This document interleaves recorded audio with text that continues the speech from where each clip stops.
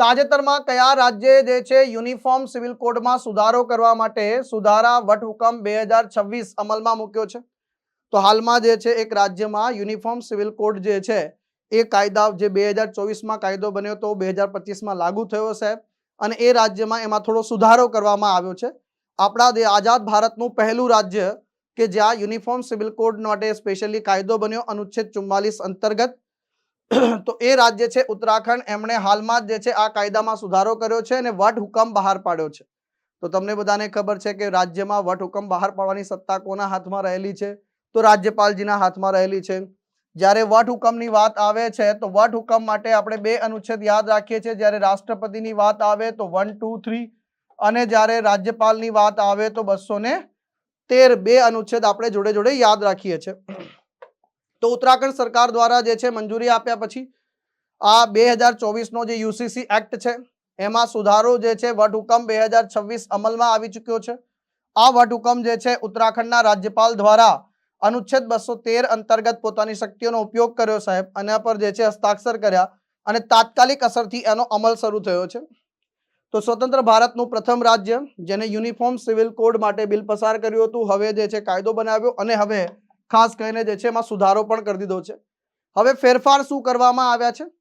તો ખાસ કરીને જે લિવ ઇન રિલેશનશિપમાં રહેતા જે છે લોકો માટે સજા વધારીને જોગવાઈ 7 વર્ષ કરવામાં આવી છે. આ ઉપરાંત જો બળજબરી, દબાણ અથવા છેતરપિંડી દ્વારા સંબંધો રાખવા માટે સમાન સજાઓ માટે કડક જે છે નિયમો બનાવવામાં આવ્યા છે.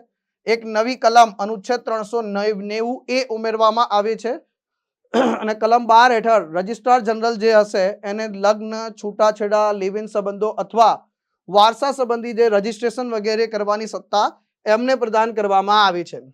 આ ઉપરાંત જે છે એક બીજો ફેરફાર જે આમાં કરવામાં આવ્યો છે, લિવિનમાં જે છે, લિવિનમાં માની લો કે ભાઈ કોઈ બે વ્યક્તિ લિવિનમાં રહેતા હોય, રજીસ્ટ્રેશન કરાયું પછી છૂટાછેડા એમના છૂટા થયા તો એના માટે જે છે વિધવા શબ્દ હતો એને કાઢી નાખવામાં આવ્યો છે અને એની જગ્યાએ જીવન સાથી શબ્દ લખવામાં આવ્યો છે. લિવ ઇન રિલેશનશિપમાં અંત પછી રજિસ્ટ્રારને જે છે એને પ્રમાણપત્રને કહેવાય કે સમાપ્તિ કરવા અને વિધવા શબ્દને જીવન સાથી શબ્દથી બદલવાનો અધિકાર પ્રદાન કરવામાં આવ્યો છે. હવે થોડુંક જે છે ફેક્ટ ખાસ યાદ રાખીશું. ગોલ્ડન પોઈન્ટ આપણે એમએસએસપી જે છે, ઘણી વખતે શું થાય છે કે એમએસએસપી હું લખી દેતો હોઉં છું તો પછી વિદ્યાર્થી મિત્રો ફરિયાદ કરતા હોય છે કે સાહેબ એ પીડીએફમાં નથી આવતું, એટલે હવે જે છે આમાં એમએસએસપી એડ કરી દીધું છે. ભારતના બંધારણનો અનુચ્છેદ 44 અને તમને બધાને ખબર છે કે આ ડીપીએસપી ના અંતર્ગત આવે છે સાહેબ. ભાગ 4માં જે છે આનો બંધારણના ભાગ 4માં ઉલ્લેખ છે સાહેબ. 4 થી યાદ રાખીએ એટલે 4 = 4 એટલે બંને સમાન થઈ ગયા સાહેબ. સમાન નાગરિક સંહિતા નોન જસ્ટિસેબલ છે એટલે કે ભાઈ આના ઉલ્લંઘન બદલ તમે કોર્ટમાં જઈને જે છે કોર્ટ દ્વારા આને લાગુ કરાવી શકતા નથી. પણ હા, સરકાર કોઈ કાયદો બનાવે, કડક કાયદો બનાવે તો પછી એને કાયદાકીય અધિકાર બળ પ્રાપ્ત થઈ જાય છે. ભારતનું જે છે આઝાદી પહેલાથી એકમાત્ર એવું રાજ્ય હતું કે જ્યાં યુનિફોર્મ સિવિલ કોડ પહેલાથી લાગુ હતું, એટલે કે પોર્ટુગીઝ સિવિલ કોડ 1867 મુજબ જે છે યુસીસી પહેલાથી જે છે અમલમાં છે મિત્રો.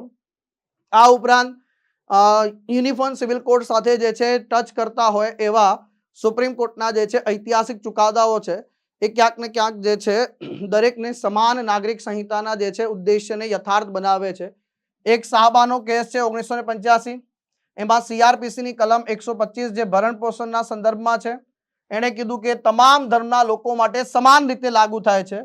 તો મુસ્લિમ મહિલા છૂટાછેડા પરના અધિકારોનું સંરક્ષણ અધિનિયમ એના પછી સરકારે એને નાબૂદ કરવા માટે કાયદો પસાર કર્યો. સરલા મુદગલ કેસની વાત કરીએ, કોર્ટ એવો ચુકાદો આપે કે માત્ર બીજા લગ્ન કરવા માટે જો તમે હિન્દુ ધર્મમાંથી જે છે બીજા કોઈ ધર્મમાં ઇસ્લામ ધર્મમાં પરિવર્તન કરો છો તો એ ગેરકાયદેસર છે અને એને લગ્નને અમાન્ય ગણવામાં આવશે. ઘણા લોકોને કે ભાઈ મારે 2 લગ્ન કરવા 3 લગ્ન કરવા છે તો પછી જે છે પોતાનો ધર્મ બદલીને ઇસ્લામ ધર્મ અંગીકાર કરે છે તો એ આ પ્રકારની જે છે કૃત્ય ગેરકાયદેસર અને આવા લગ્ન અમાન્ય ગણવામાં આવશે.